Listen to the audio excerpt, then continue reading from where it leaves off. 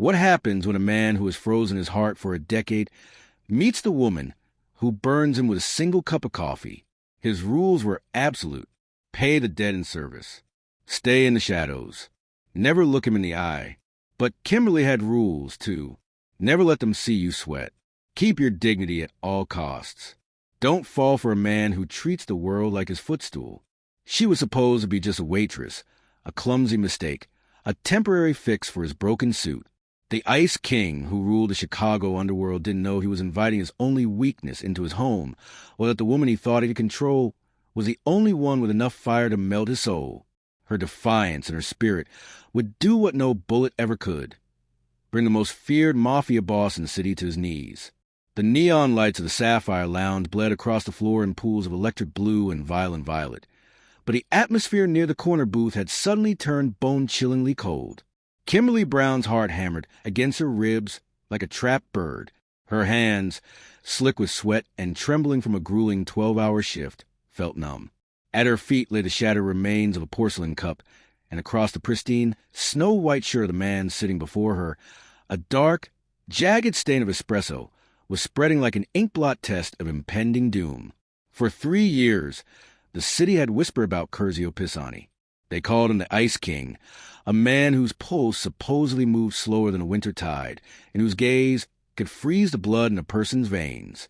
He was famous for his indifference. He had ignored the most beautiful socialites in Chicago, turning his back on every temptress who tried to melt his clinical detachment. Now, that detachment was focused entirely on the steaming liquid seeping into his skin. "Oh, God," Kimberly whispered, the sound lost beneath the thrum of the house music. I'm so sorry. Let me?"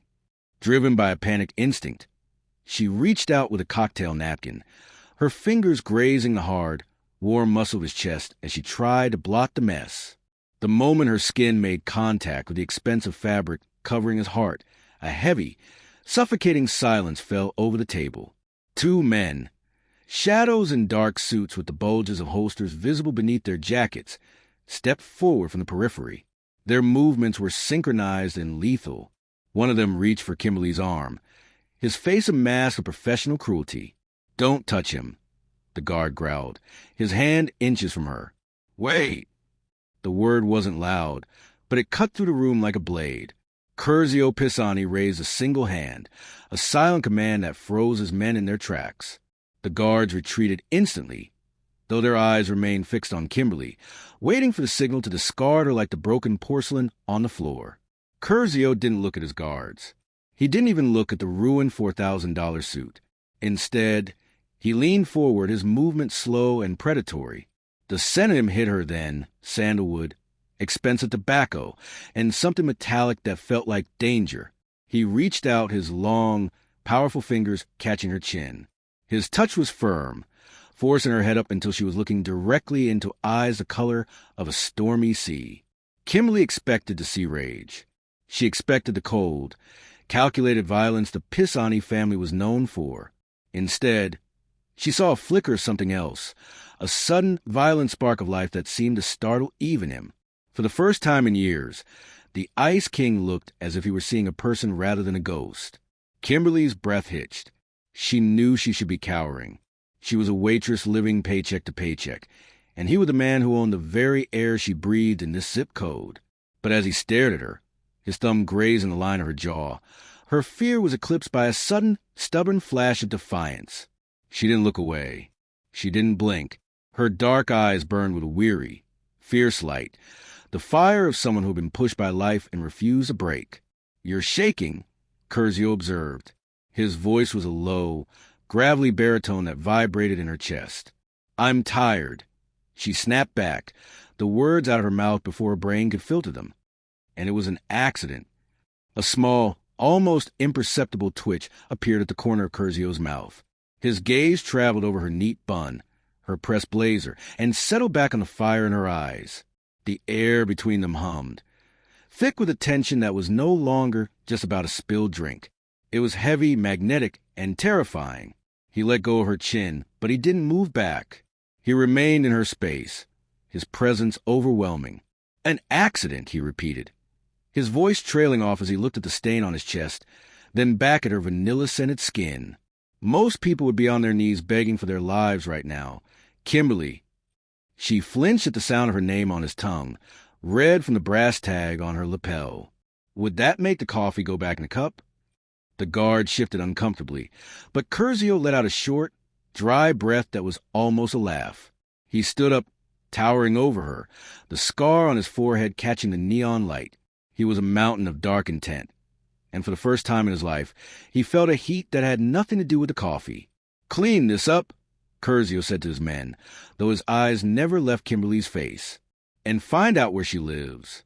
A debt has been created tonight, and I think I've decided exactly how I want to pay it." He turned and walked away without another word, leaving Kimberly standing in the middle of the neon blur, her heart thundering and the ghost of his touch still burning against her skin. She had spilled coffee on a monster, and instead of devouring her, he had looked at her as if she were the first thing he'd truly seen in a decade. The morning sun filtered through the cracked blinds of Kimberly's cramped studio apartment, casting long, dusty stripes across the linoleum floor. She sat at her small kitchen table, her hands wrapped around a mug of lukewarm tea that she couldn't bring herself to drink. Every time she closed her eyes, she saw the dark, spreading stain on a white silk shirt and felt the terrifying heat of Curzio Pisani's gaze. She had barely slept, waiting for a knock on the door that she hoped would never come. She told herself he was too powerful to care about a clumsy waitress. She told herself that men like him didn't handle their own grievances. She was wrong. The knock wasn't loud, but it was heavy. 3 slow, deliberate strikes that seemed to vibrate through the very wood of the door. Kimberly froze. Her heart leapt into her throat, hammering with a frantic rhythm. She didn't ask who it was. She knew. When she opened the door, the hallway seemed to shrink. Curzio Pisani stood there, framed by the peeling wallpaper of her apartment building like a king standing in a ruin. He was dressed in another suit, charcoal gray this time, and his presence was so overwhelming that Kimberly felt the air leave her lungs. Behind him, the 2 shadows from a night before stood like gargoyles. Curzio's stormy eyes swept over her, taking in her oversized t-shirt, her messy bun, and the sheer terror she was trying and failing to hide. He stepped inside without being invited, his polished shoes clicking against her floor. "Your locks are a joke, Kimberly," he said, his voice a low, melodic rumble. He looked around the room, his gaze lingering on the stack of unpaid bills on her counter. A child could get in here, or a debt collector. Kimberly found her voice, though it was thin. "What are you doing here, Mr. Pisani? If it's about the suit, I've already looked up the cleaning costs. I can pay you back. It might take time, but..." "The suit costs more than you make in 6 months, Curzio interrupted, turning to face her. He moved closer, invading her personal space until she was forced to lean back against the counter. "And then there's the matter of the assault." Kimberly's eyes widened. "Assault? It was a spill. I was stumbling from exhaustion." Curzio reached into his pocket and pulled out a digital tablet, flicking it toward her. It was a high-resolution still from the lounge's security cameras. In the grainy neon light, it looked different. It looked like she was lunging at him. "My lawyers are very talented," he said, his voice dropping to a dangerous silkiness. "They can make a judge see a deliberate attack on a public figure. In this city, I am the law. One phone call, and you aren't just losing your job, Kimberly. You're losing your freedom. 5 to 10 years in state facility is a long time for a cup of coffee." The room felt like it was spinning. Kimberly gripped the edge of the counter, her knuckles white. "You're threatening me." "Why?" "You have everything. Why come after me?" "Because," Curzio said, his hand rising to catch her chin just as he had the night before. His thumb traced the lower curve of her lip, a gesture that was half threat, half caress. "For the first time in 3 years, I felt something. A spark. A burn. And I've decided I'm not finished feeling it." He leaned in, his scent sandalwood and cold steel, enveloping her. "I'm giving you a choice, Kimberly. Option 1, I call the precinct. You'll be in handcuffs before your tea gets cold, and you'll spend the next decade wishing you'd been more careful with your hands." He paused, his eyes searching hers, looking for that spark of defiance he had seen in the bar. "Option 2, you work off the debt. Not at the lounge. For me, Personally, you will move into my estate. You will serve my meals, manage my household, and be at my beck and call 24 hours a day. You will be my shadow until I decide the debt is settled. Kimberly's breath hitches. You want a maid? You have dozens of people who would do that for a paycheck. I don't want a maid, Curzio whispered, his gaze dropping to her mouth before snapping back to her eyes. I want the woman who wasn't afraid to look me in the eye while she burned me. I want to see if that fire of yours is real, or if I can put it out. He let go of her chin and stepped back, checking his watch with a clinical detachment that chilled her more than his touch. You have 10 minutes to pack a bag. If you aren't at the car by then, I'll assume you prefer the cell. He turned and walked out, leaving the door wide open. Kimberly looked at the stack of bills, then at the open door where the Ice King waited to claim her. She had no cards left to play. With trembling hands, she reached for an old duffel bag, knowing that as she stepped out that door, the life she knew was over, and the dark fairy tale was just beginning. The ride to the top of the Pisani Tower was a silent, stomach-dropping ascent that felt like leaving the world of the living behind. When the elevator doors finally slid open with a soft, expensive chime, Kimberly stepped out onto a floor of polished obsidian that stretched toward floor-to-ceiling windows. The Chicago skyline was laid out like a map of jewels, but inside the penthouse, the air was as still and clinical as a tomb. Everything about Curzio's home was a reflection of the man himself. Minimalist, expensive, and devoid of warmth. The walls were shades of slate and charcoal, the furniture all sharp angles and cold leather. There were no photographs on consoles, no stray books on the tables, and certainly no flowers. It was a palace designed for a man who didn't want to be reminded of humanity. Curzio stepped into the center of the vast living area, his presence immediately dominating the space. He didn't look back to see if she was following. He knew she had no choice. "This is your world now," he said, his voice echoing slightly against the glass. He gestured vaguely to the sprawling layout. "My staff maintains the lower floors, but this level, my private quarters, is yours to manage. You will ensure it remains exactly as it is. Pure, orderly, silent." Kimberly gripped the strap of her duffel bag, her sneakers feeling loud and disrespectful against the dark stone. It's very big for one person," she murmured, her voice sounding small. "It hasn't been for one person," came a voice from the shadow of the hallway. An older man with silver hair and a face etched with decades of secret stepped forward. He was dressed in a formal waistcoat, his posture impeccable. He looked at Kimberly with a mix of assessment and something that looked suspiciously like pity. "This is Lorenzo," Curzio said, not bothered with a formal introduction. "He has managed my affairs since I was a boy. He will show you where you'll be staying and explain your duties." Curzio turned then, heading toward a set of double doors that likely led to his office. He stopped at the threshold, his hand on the handle, and looked back over his shoulder. The scar on his forehead seemed deeper in the dim evening light. "One more thing, Kimberly. Do not touch anything that isn't required for your work. And do not enter my bedroom unless I have explicitly summoned you." With that, he vanished behind the doors, the heavy click of the lock sounding like a final verdict. Kimberly turned to Lorenzo, who was still watching her. "Is he always like that?" she asked, her voice trembling despite her best efforts to be brave. "He is a man who has lived in a winter of his own making for a long time," Lorenzo replied softly. He began to lead her toward the servers' wing, his footsteps silent. "You should know, Miss Brown, that you are something of a miracle in this house. In the 3 years since the tragedy that changed him, not a single woman has stepped past the foyer of this penthouse. Not as associates, not as playthings. No one—" Kimberly paused, her heart skipping a beat. 3 years. "He stopped feeling," Lorenzo said, his voice dropping to a whisper. "He stopped wanting. The Ice King isn't just a name the papers gave him. It is a state of being. But last night, when he called to tell me to prepare a room for a guest, he sounded different, angry, disturbed."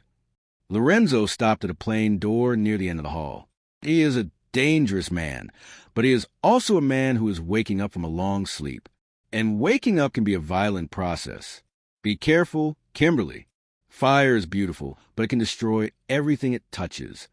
He opened the door to a room that was small, but far more luxurious than anything Kimberly had ever known. It had a view of the lake and a bed that looked softer than a cloud. But as Lorenzo left her alone, Kimberly didn't feel like a guest.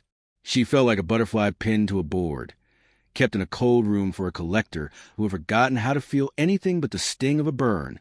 She sat on the edge of the bed, the silence of the penthouse pressing in on her, and wondered if she was a fix he needed or just the next thing he was going to break. The sun dipped below the Chicago skyline, bleeding amber and deep crimson across the obsidian floors of the penthouse. Kimberly had spent the afternoon in a daze, changing into the uniform Lorenzo had provided, a crisp, black tailored vest and white shirt that felt like a second skin. It was professional, restrictive, and a constant reminder of the debt she now carried on her shoulders. At exactly 7 o'clock, the double doors to Curzio's office swung open. He didn't emerge so much as he occupied the hallway, his presence a physical weight that made the vast room feel suddenly cramped. He had shed his jacket, his sleeves rolled up to reveal forearms corded with muscle and etched with the faint white lines of old scars. "Dinner," he said, the single word dropping into the silence like a stone into a dark well. He walked to the long, marble dining table that sat like an altar in the center of the room. He didn't sit at the head. He sat at the side, facing the window, his back to the rest of the apartment. Kimberly felt a surge of nerves, her pulse fluttering at the base of her throat. She moved to the kitchen, where Lorenzo had prepared a meal of seared sea bass and roasted vegetables, the aroma delicate and refined. With practiced care, she placed the plate before him. Her hands were steady, a point of pride she refused to surrender. She turned to retreat, but his voice stopped her. "Stay." Kimberly paused, her back to him. "Is there something wrong with the meal, Mr. Pisani?"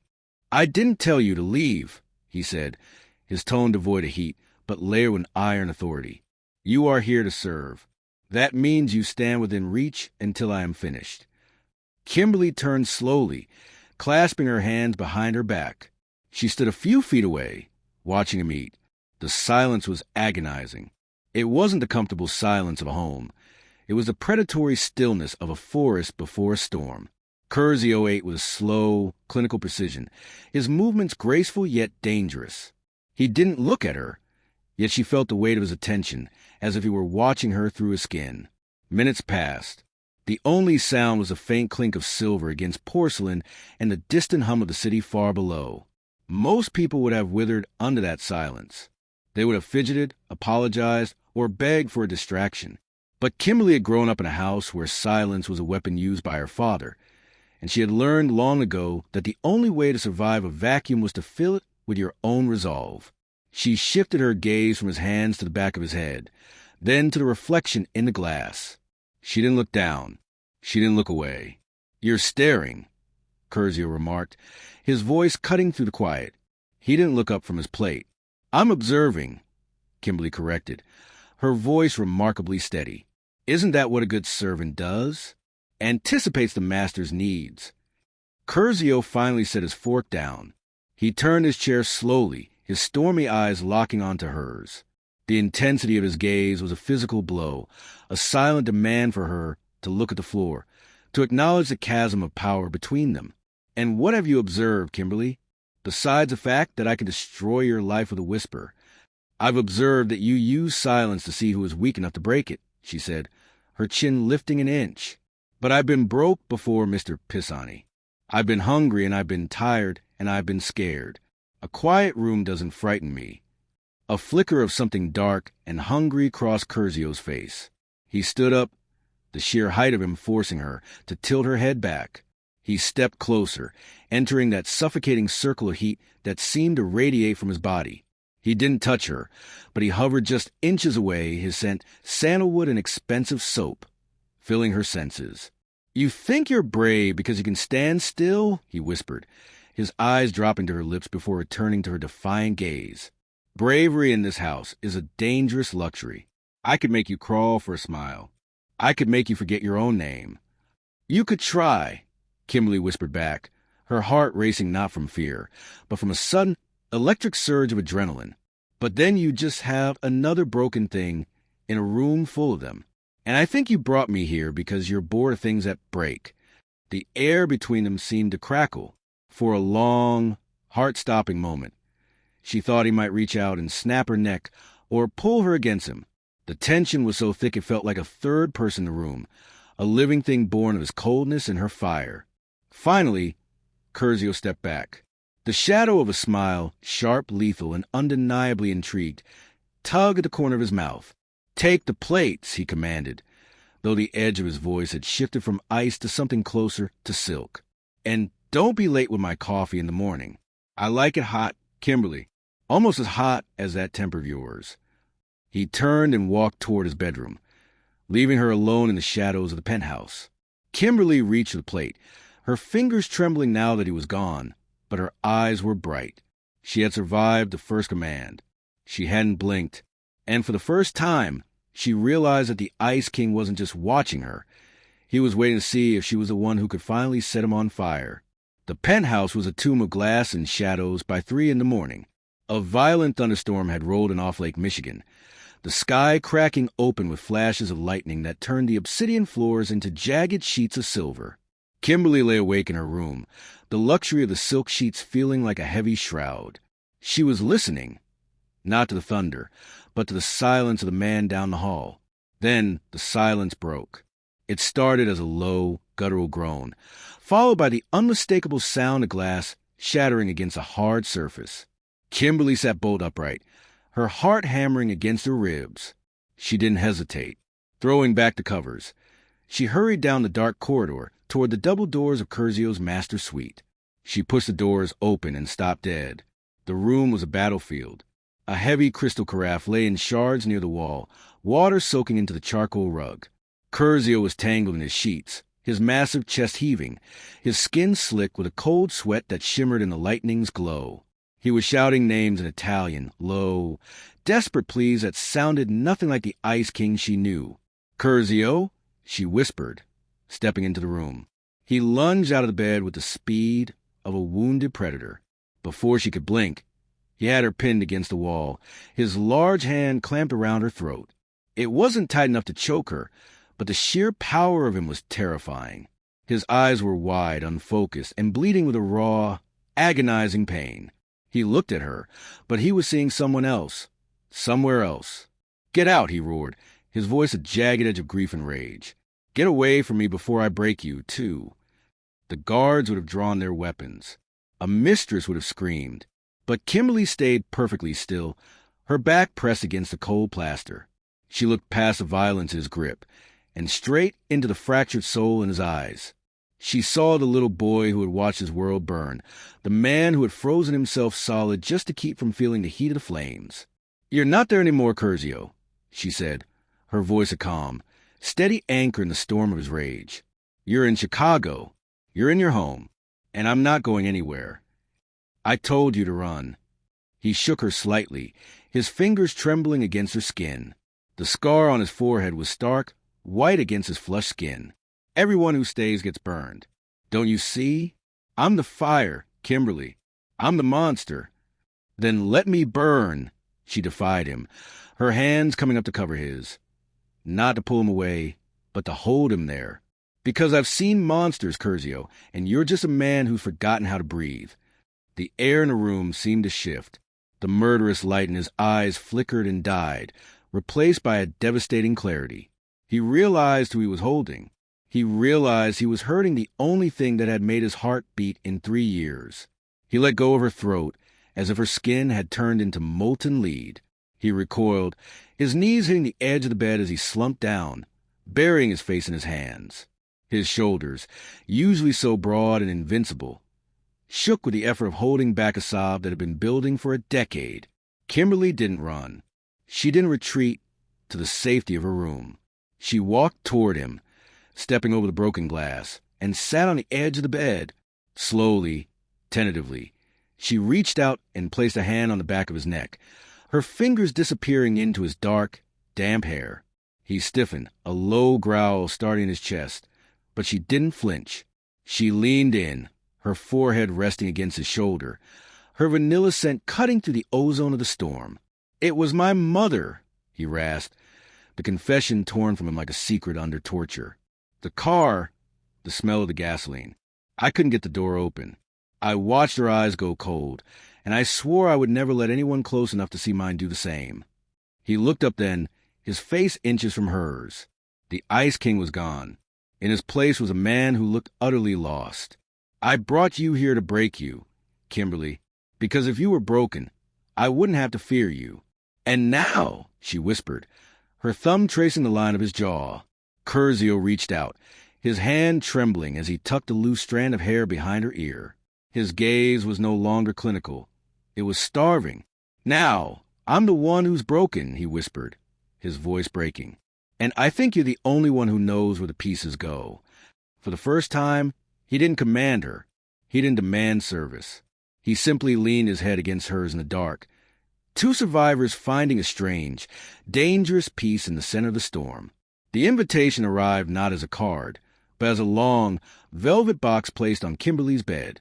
Inside lay a gown of midnight emerald silk, backless and shimmering like oil on water, accompanied by a note in Curzio's sharp, aggressive handwriting. 7 o'clock. Don't be late. The Neon Gala was a pinnacle of Chicago's high society, a glittering masquerade where the city's elite rubbed shoulders with its most dangerous shadows. For 3 years, Curzio Pisani had attended alone, a dark sun around which the rest of the room orbited but never dared to touch. Tonight, the atmosphere changed the moment the elevator doors opened into the ballroom of the Grand Metropole. Curzio stepped out first, looking lethal in a custom black tuxedo. But it was the woman on his arm who caused the collective breath of the room to hitch. Kimberly felt every eye in the ballroom. The judgmental glares of socialites and the predatory stares of maidmen land on her like a physical weight. Her hair was swept into a sophisticated, sleek updo, and though her heart was racing, she kept her chin at the defiant angle Curzio had come to expect. "Stay close," Curzio murmured, his hand sliding from her elbow to the small of her back. The heat of his palm to the thin silk of her dress was the only thing keeping her grounded. "They're staring, Curzio," she whispered, her smile fixed and polite. "They look like they want to dissect me." "Let them stare," he replied, his voice a low, possessive growl.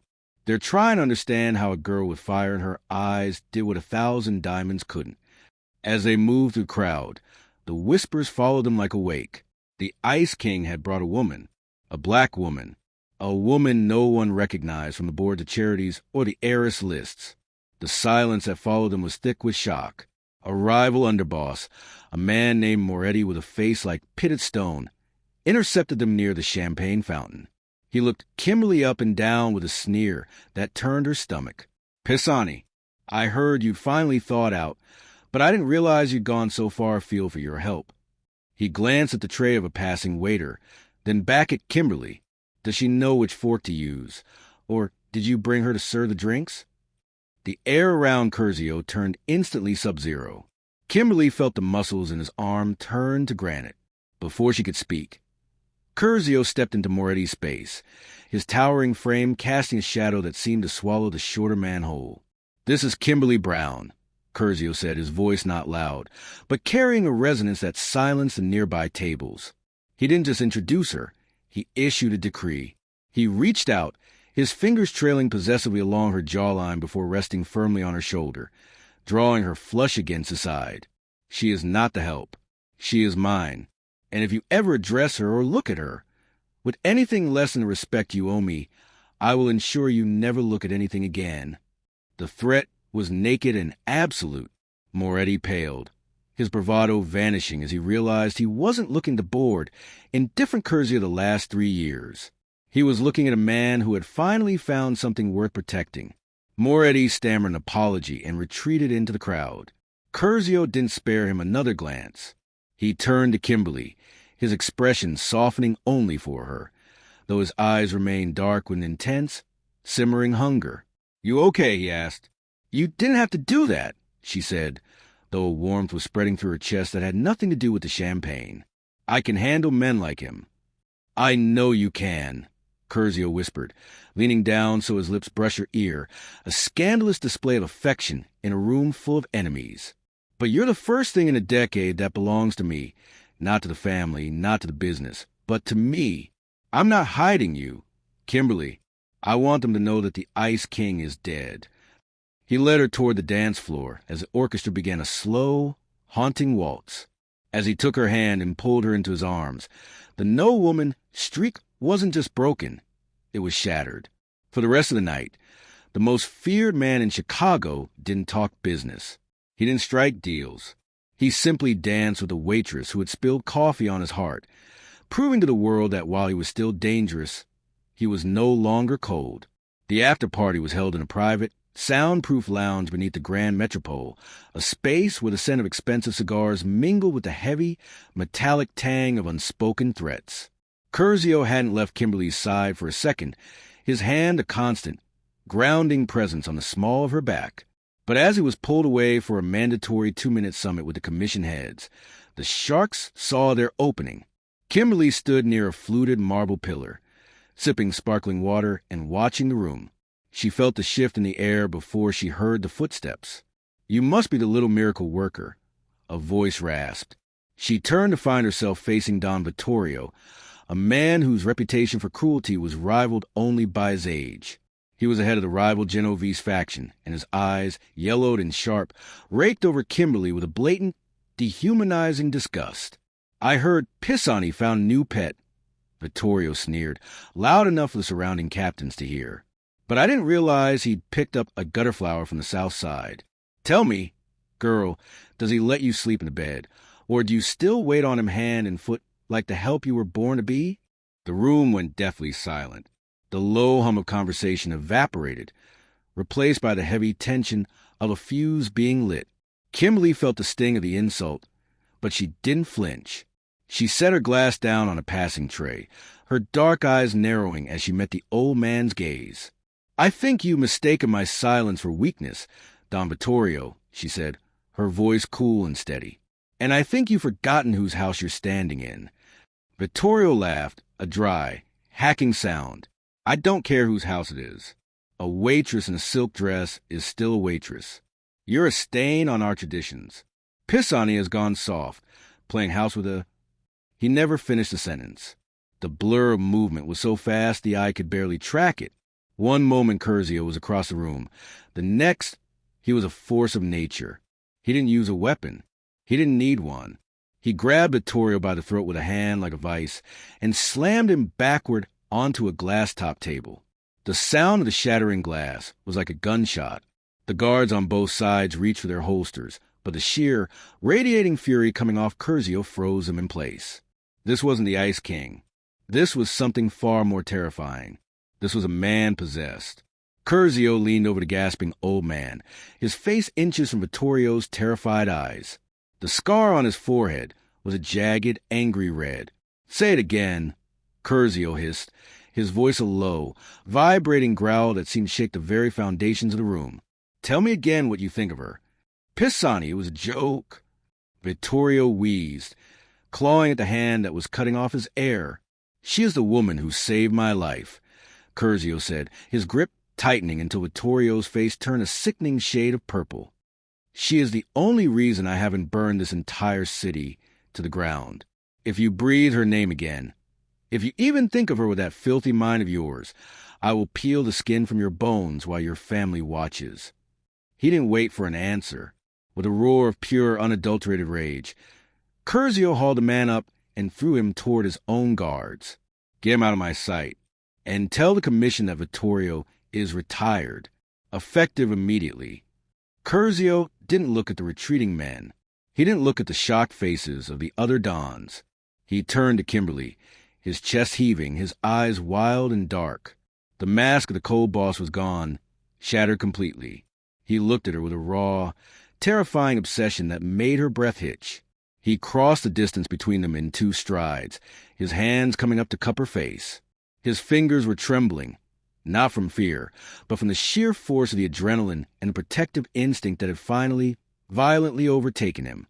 "Did he touch you?" he demanded, his voice cracked and desperate. "Kimberly, look at me. Did he hurt you?" "No, Curzio." "I'm okay," she whispered, her own hands covering his. He didn't listen. He pulled her against him, burying his face in the crook of her neck, holding her so tightly she could feel the frantic, heavy thud of his heart against her own. He wasn't just protecting her. He was clinging to her, In that moment, the entire room knew the truth. The Ice King hadn't just thawed. He had been consumed by a fire he would never be able to put out. "You're not going back to that apartment," he muttered against her skin, his voice thick with a new, dangerous vow. "You're never leaving my sight again. I don't care what it costs. I don't care who I have to kill. You are mine." Kimberly looked over his shoulder at the wreckage of the table and the stunned faces of the most powerful men in the city. She realized then that the price of protection was total surrender. Curzio Pisani was no longer ignoring the world. He was ready to destroy it for her. The storm outside had settled into a rhythmic, melancholy drizzle, the droplets streaking the floor-to-ceiling glass of the penthouse like tears. Inside, the lights were dimmed to a low amber glow, casting long shadows across the obsidian floor. Curzio sat on the edge of the sprawling leather sofa, his tuxedo jacket discarded, and his white shirt unbuttoned halfway down his chest. He looked less like a king and more like a man who had finally reached the end of a very long, very exhausting war. Kimberly approached him softly, her emerald gown rustling against the silence. She carried a small basin of warm water and a fresh cloth. After the violence of the gala, she had seen the small, jagged cuts on his knuckles where he had struck the glass table. She knelt between his knees, a position that once would have felt like a sign of servitude, but now felt like an act of grace. Curzio didn't pull away. He watched her with a heavy, hooded gaze as she dipped the cloth into water and began to gently dab at his hand. "You should have let the doctor see to this," she whispered, her focus entirely on his bruised skin. "I didn't want the doctor," Curzio rasped, his voice sounding raw. "I wanted you." The air between them thickened, charged with the lingering adrenaline of the night, and a new, softer tension that made Kimberly's breath hitch. She finished cleaning the last of the cuts, but she didn't move away. She stayed there, her hands resting over his, her warmth seeping into his cold skin. "Why, Curzio?" she asked, finally looking up at him. "Why did you hide for 3 years? Lorenzo told me no one has been here. You've been living in a tomb." Curzio let out a jagged breath, his head falling back against the cushions.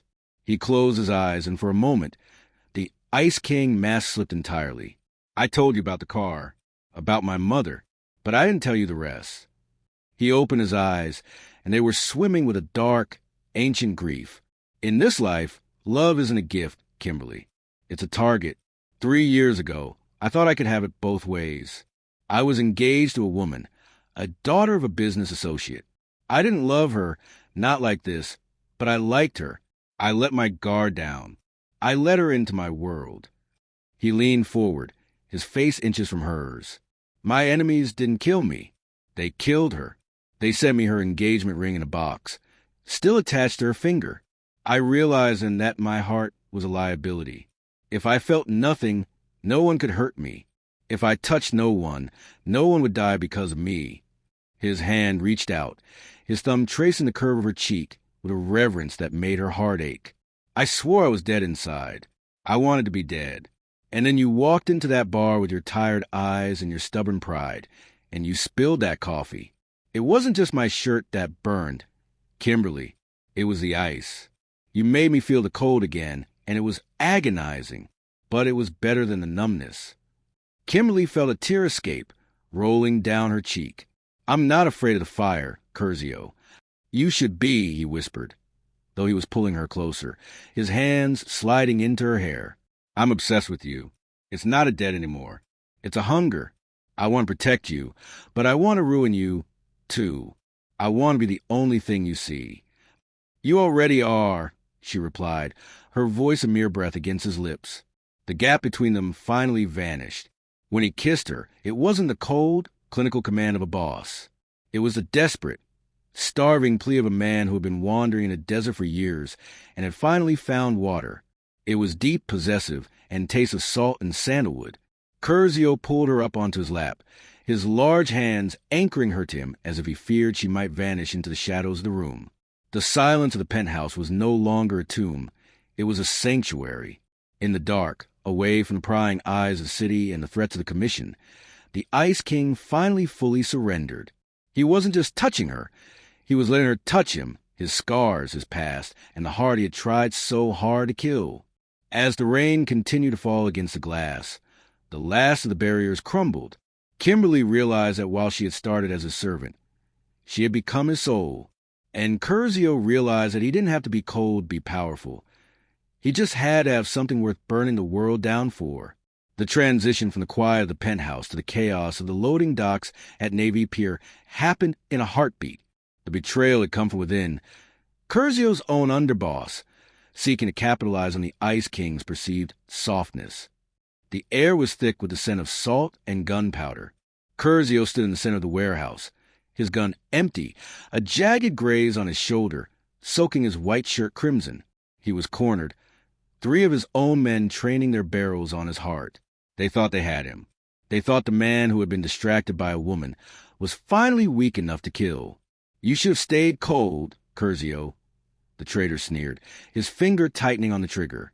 "She made you human, and humans bleed." A sudden, sharp metallic clack echoed from the catwalks above. Before the traitor could react, a heavy industrial crate, suspended by a rusted chain, swung violently through the air. It struck the 2 gunmen flanking the leader, sweeping them off their feet with a sickening thud. In the confusion, a single, clear shot rang out from the shadows of the upper deck, catching the traitor in the shoulder and sending his weapon skittering across the concrete. Curzio didn't hesitate. He lunged, reclaiming his fallen pistol and securing perimeter in a blur of lethal efficiency. But his eyes weren't on the wounded man. They were fixed on the small, trembling figure descending the iron stairs, a heavy wrench in one hand and a discarded Glock in the other. Kimberly was pale, her emerald dress torn at the hem, her neat bun falling apart. She looked terrified, but as she reached the bottom step, she didn't collapse. She walked straight to Curzio, her eyes searching as for injuries. "I told you I wasn't going to let you burn alone," she whispered, her voice shaking but her gaze fierce. Curzio stared at her, the shock in his eyes melting into a pride so profound it was almost worship. He didn't care about the coup or the blood on his shirt. He pulled her into his arms, crushing her against his chest as his reinforcements finally swarmed the building, led by a grim-faced Lorenzo. "The situation is contained, boss," Lorenzo said, stopping short as he saw Kimberly standing amidst the wreckage of the ambush. He looked at the crate she had released and the gun in her hand, a slow, respectful nod following. Curzio turned toward his assembled captains, the men who had come to see if their king was still fit to lead. He kept one arm locked firmly around Kimberly's waist, pulling her forward until she stood not behind him, but slightly ahead. The Ice King was gone, but the man who remained was 1,000 times more dangerous. "Listen to me." Curzio's voice carried through the warehouse, cold as a winter gale and sharp as a razor. "You all saw what happened tonight. You thought I was weak because I chose a woman. You thought she was a vulnerability." He looked down at Kimberly, his thumb tracing the line of her jaw with a public, unashamed tenderness that silenced the room. "You were wrong. She didn't just save my life. She reminded me why this city belongs to me. From this moment on, there is no more Waitress. There is no more debt. Kimberly Brown is the heart of the Pisani family. If you bow to me, you bow to her. If you breathe a word against her, you answer the man who will burn this entire world ash just to keep her warm." The captains looked at Kimberly, the woman who had taken down 3 professional hitmen with nothing but a wrench and a refusal to lose, and they bowed, one by one. They lowered their heads in display of fealty usually reserved only for the Don. As they walked out of the warehouse and into the cool Chicago night, the city lights shimmering on the water, Curzio stopped at the door of the black SUV. He didn't open the back door for her as a servant. He held it open as a consort. "Where to my queen?" he asked, his voice a low, private murmur meant only for her. Kimberly looked back at the city, the neon lights of the Sapphire Lounge visible in the distance. She thought of the $5 she'd had in her pocket and the man who had tried to freeze the world out. She reached up, straightening his collar, her fingers lingering on the scar on his forehead. "Home, Curzio," she said, a small, knowing smile playing on her lips. "I think it's time we finally turn up the heat." The Ice King smiled, a real, warm, and terrifyingly beautiful smile. At the first time in his life, he knew exactly who he belonged to. He was a man who owned the city, but she was the woman who owned him,